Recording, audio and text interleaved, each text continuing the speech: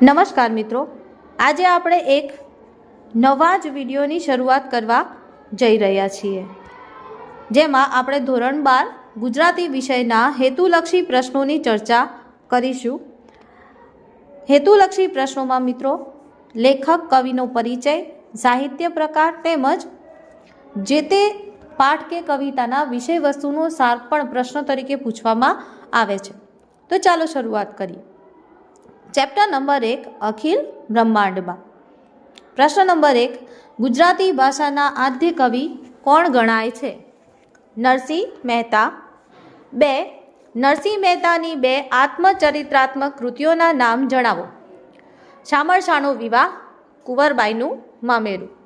3, નરસિંહ મહેતાએ કયા કયા વિષયો પર પદો લખ્યા છે? જ્ઞાન, ભક્તિ અને વૈરાગ્ય. 4, લોકકંઠે વસીને કોના પ્રભાતિયા ચિરંજીવ બન્યા છે? નરસિંહ મહેતાના. 5, નરસિંહ મહેતાએ પ્રભાતિયા માટે કયો છંદ વાપર્યો છે? ઝૂલણા. મિત્રો, ઝૂલણા છંદ એ નરસિંહ મહેતાનો પ્રિય છંદ પણ છે. 6, નરસિંહ મહેતાનું જળ કમળ છાંડી જાને કાવ્ય પ્રભાતિયાનું છે કે પદ? પ્રભાતિયું. 7, નરસિંહ મહેતાએ લખેલા પ્રભાતિયામાંથી કોઈ પણ 2 પ્રભાતિયા જણાવો. ભોળી રે ભરવાડન, જાગને જાદવા. 8, અખિલ બ્રહ્માંડમાં કૃતિના કર્તાનું નામ જણાવો. નરસિંહ મહેતા. 9, અખિલ બ્રહ્માંડમાં કૃતિનું સાહિત્ય સ્વરૂપ જણાવો. પદ. 10, પરમાત્માની તાત્વિક એકતા દર્શાવતું સુવર્ણ અલંકારોનું દ્રષ્ટાંત કયા કાવ્યમાં છે? અખિલ બ્રહ્માંડમાં. મિત્રો, આ જ રીતે સારના આધારિત પણ પ્રશ્ન પૂછવામાં આવશે. Chapter number 2 ખીજડીએ ટેકરે. 1, ખીજડીએ ટેકરે કૃતિનો સાહિત્ય પ્રકાર જણાવો. નવલિકા.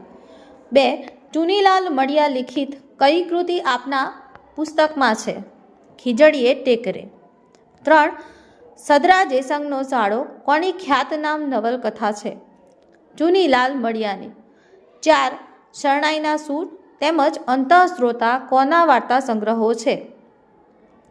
ચુનીલાલ મડિયાના. 5, ચુનીલાલ મડિયાને કયા 2 ચંદ્રકોથી સન્માનિત કરાયા છે? રણજીતરામ સુવર્ણચંદ્રક અને નર્મદ સુવર્ણચંદ્રક. 6, જીવનની કારમી ગરીબાઈ વચ્ચે ધબકતા પિતૃહૃદયી ભોજાની કથા કઈ કૃતિમાં વર્ણવાઈ છે? ખીજડીએ ટેકરે. 7, ચુનીલાલ મડિયાના હળવી શૈલીના નિબંધ સંગ્રહનું નામ શું છે? ચોપાટીને બાંકડેથી. 8, ખીજડીએ ટેકરે કૃતિના લેખકનું નામ જણાવો. ચુનીલાલ મડિયા. 9, માસ્તર દંપતીની ઉદારતા કયા પાઠમાં વર્ણવાઈ છે? ખીજડીએ ટેકરે. 10, શું ચુનીલાલ મડિયાએ કાવ્યક્ષેત્રે ખેડાણ કર્યું છે? હા. ચેપ્ટર નંબર 3 દમયંતી સ્વયંવર. 1, મધ્યકાળમાં કવિ શિરોમણી તરીકે કોણ સન્માન પામ્યું છે? પ્રેમાનંદ. 2, માણભટ્ટ તરીકે કયા કવિ પ્રસિદ્ધિ પામ્યા છે? પ્રેમાનંદ. 3, પ્રેમાનંદ એ આખ્યાનોનું કથાવસ્તુ શામાંથી પસંદ કર્યું છે? પૌરાણિક ગ્રંથોમાંથી. 4, પ્રેમાનંદ મધ્યકાળમાં થયા કે અર્વાચીન કાળમાં? મધ્યકાળમાં. મિત્રો, આ જ રીતે પ્રેમાનંદનો સમયગાળો પણ પૂછી શકાય છે. 5, લોક સમુદાયમાં રસની જમાવટ કરવામાં પ્રેમાનંદ શાનો ઉપયોગ કરતા? માણનો. માણ એટલે માટલું, માટીનું પાત્ર. 6, આખ્યાનોના કથાવસ્તુ માટે પ્રેમાનંદે કયા 2 પૌરાણિક ગ્રંથોનો અભ્યાસ કર્યો હતો? રામાયણ અને મહાભારત.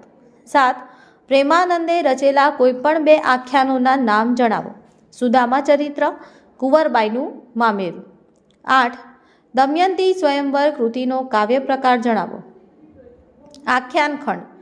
9, દમયંતી સ્વયંવર કાવ્યના કવિનું નામ જણાવો. પ્રેમાનંદ.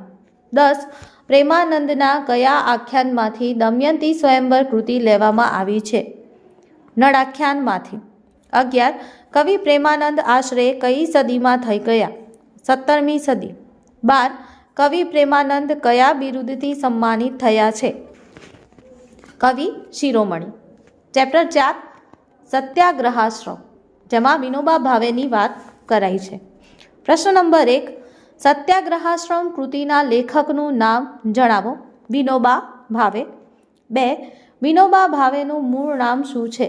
વિનાયકરાવ ભાવે. 3, વિનોબા ભાવેના જીવન પ્રસંગોનું સંકલન કયા નામે થયું છે? અહિંસાની ખોજ. 4, શું વિનોબા ભાવે આત્મકથા લખી છે? હા. 5, સત્યાગ્રહાશ્રમ કૃતિનો સાહિત્ય પ્રકાર જણાવો. જીવન પ્રસંગ. 6, ભૂદાન યાત્રા નિમિત્તે ગરીબો માટે હજારો એકર જમીન કોને એકઠી કરેલી? વિનોબા ભાવે. 7, વિનોબા ભાવેના 2 પુસ્તકોના નામ જણાવો. વિજ્ઞાન અને અધ્યાત્મ તેમજ ભારતીય સંસ્કૃતિ.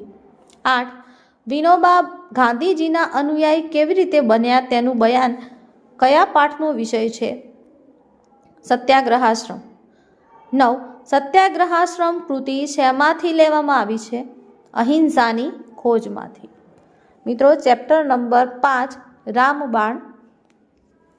પ્રશ્ન નંબર 1, ધના ભગતનું આખું નામ શું હતું? ધના કેશવ કાકડિયા. 2, ધના ભગત આશરે કઈ સદીમાં થઈ ગયા? 18મી સદીમાં. ધના ભગતની સમાધિ ક્યાં આવેલી છે? ભાવનગર જિલ્લાના ધોળા મુકામે. 4, ધના ભગતની કઈ કૃતિ તમારા અભ્યાસક્રમમાં છે? રામબાણ. 5, રામબાણ કૃતિનો કાવ્ય પ્રકાર જણાવો. પદ ને ભજન. રામબાણ કાવ્યના કવિનું નામ જણાવો. ધના ભગત. મિત્રો, આ રામબાણ કવિતામાં કયા કયા ભક્તોના નામનો ઉલ્લેખ થયો છે એ પણ પૂછી શકાય છે. મયુધ્વજ રાજા, પ્રહલાદ, એવા બધા ભક્તોના નામ પણ તમે લખી શકો છો. Thank you.